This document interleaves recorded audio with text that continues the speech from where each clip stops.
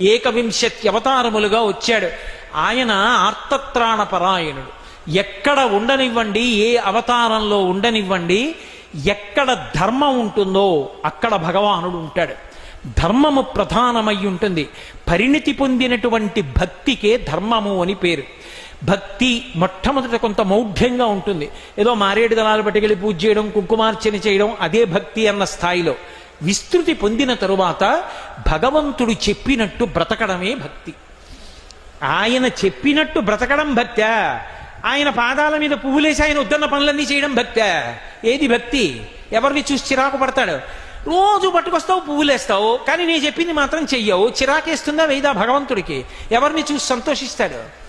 ఆయన చెప్పినట్టు బ్రతుకుతున్న వాళ్ళని చూసి ఒరే ఏ కష్టం వచ్చినా నేను చెప్పినట్టే బ్రతుకుతున్నాడు రా, గుండెలకి హత్తుకుంటాడు. అందుకే ధర్మమే భక్తి. ధర్మం ఎక్కడుంటుందో అక్కడ ఆయన ఉంటాడు. ఇది చూపించడానికి భాగవతంలో ఒక అద్భుత సన్నివేశాన్ని ప్రథమ స్కంధంలో చూపించారు.